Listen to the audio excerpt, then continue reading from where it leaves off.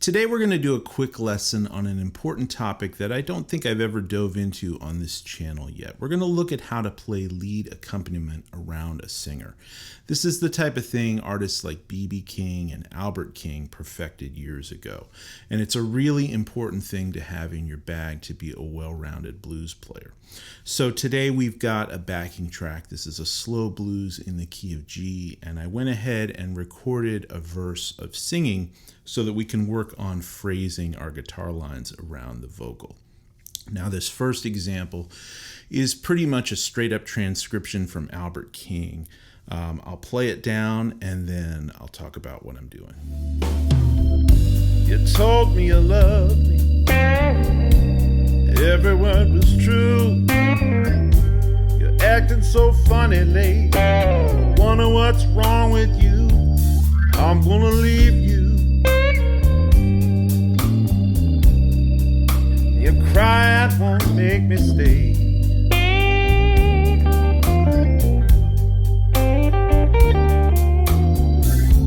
The more you cry for me, little girl, the further I'm gone away.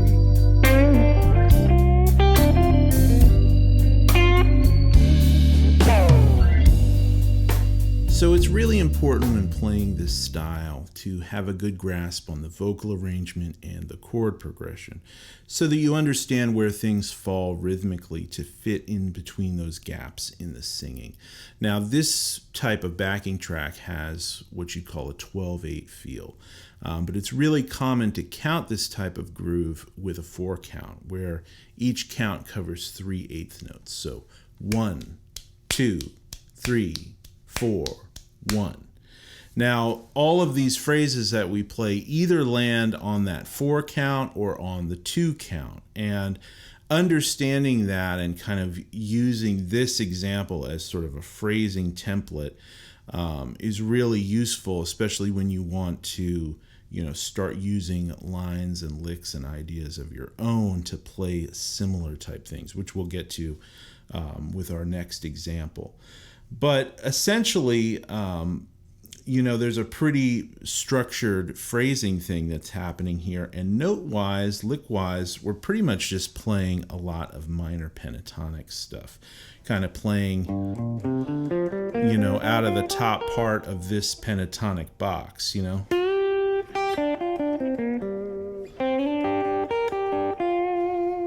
This kind of typical minor pentatonic blues stuff. And then sliding up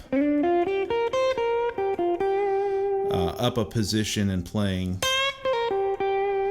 some more very typical minor pentatonic stuff. Now, the tabs to this example and to the next example I'm going to do, which is where I kind of break it out and do my own thing, are going to be available over on my Patreon site. So if you like that kind of visual learning of having the tabs printed out or on the screen so you can follow along that way, that stuff's all going to be there.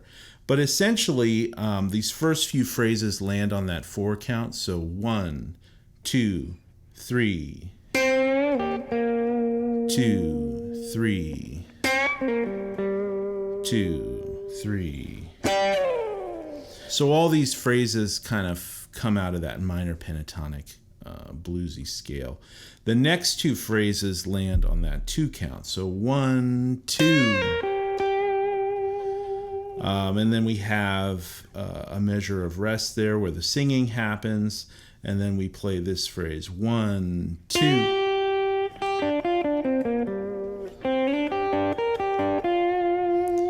Which is, some signature kind of Albert King stuff with a lot of this.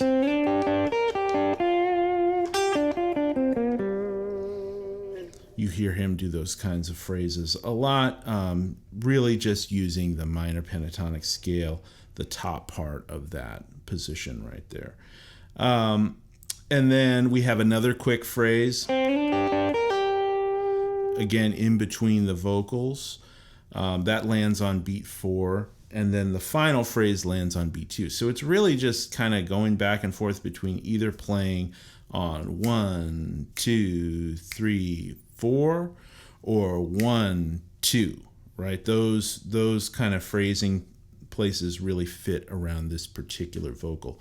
Now, every tune is going to have a slightly different vocal phrasing, different lyrics, and so this kind of thing may change with different types of slow blues songs. And of course, if you're working on shuffle blues or more funky blues things, the phrasing and the lines that you play is going to change even more. But this is really just conceptually kind of something to get the wheels turning in your mind to kind of think about counting out the measures and counting out the phrases, and then transcribing stuff that you hear listening to other players. Albert King is a great example. B.B. King is another great example, because those guys were exceptional singers, but also did this kind of lead accompaniment thing where they'd have a big band behind them covering the tune, and they would sing and then just kind of pepper in these little lead lines in between their singing. So really good place to start is listening to those guys and just transcribing a few of their ideas they play in their verses. And if you're working on shuffles, pick a shuffle tune. If you're working on slow blues things, pick a slow blues. And really, I mean, you can learn the lines verbatim. There's always great licks to be had in there, but also you can just kind of pay attention to where they're phrasing and then put in your own licks. So we're going to do that now. I'm going to play another example, and I'm going to use this same phrasing outline. So the first 3 lines I'm going to play on that 4 count. The next 2 lines I'm going to play on the 2 count. Then I'm going to play on the 4 count again, and then on the 2 count at the end. So you can kind of count along just doing that kind of 1, 2, 3, 4, 5, 6, 7, 8, 9, 10, 11, 12. It's that 12 eighth note thing, but we're just counting every 3 eighth notes. That 1, 2, 3, 4. Kind of count along and see where I'm landing my phrases. So now I'm going to play my own version. I'm going to kind of branch out and move up the fretboard a little bit. I'm going to incorporate some notes that are outside of the minor pentatonic scale, mainly like the major 6, the note E, since we're in the key of G. So a little bit of a more major kind of sound. And I'm going to do my own example. So here we go. You told me you loved me. Every word was true.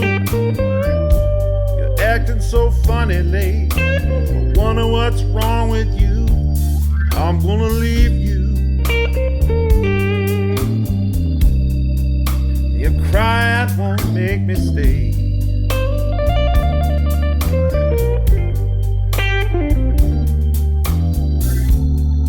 You cry for me, little girl, the further I'm gone away.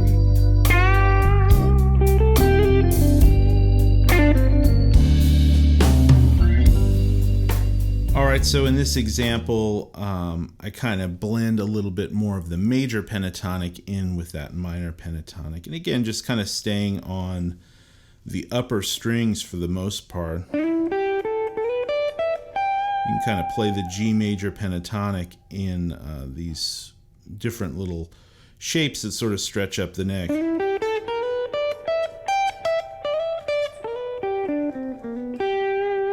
So I'm using some of that kind of stuff. And then blending in some of the minor in that same spot. Knowing those in the same spot is super useful. And I do some big bends like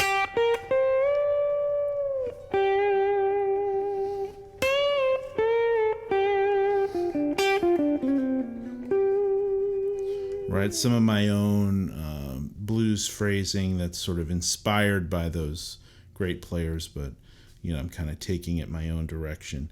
But phrasing wise, it really falls in the same way. And like I said before, I'll have the tabs to these 2 solo examples. Plus I'll put this backing track with my vocal performance up on my Patreon page, I'll sing a few verses on there so you can kind of have more of a full tune to kind of work through. So go check that out. I'll have the links down in the description. I'll put that up this week. But this is just a quick lesson to kind of think about these things. Listen to some Albert King slow blues. Listen to some B.B. King. If you're not really hip to those guys, check out any of Albert King's kind of late 60s Stax recordings. The live records, I like the album Live Wire Blues Power and the album Thursday Night in San Francisco. Those are great ones to dig into. Of course, B.B. King, you can always listen to Live at the Regal. Has a lot of great songs on it, a lot of great playing in this style. So check that stuff out, listen to it, and just think about, rhythmic phrasing and, listen to stuff and kind of count through it as you're learning it and be aware of where things fall, and then use that as, a template to come up with your own ideas. So until next time, happy practicing and take care.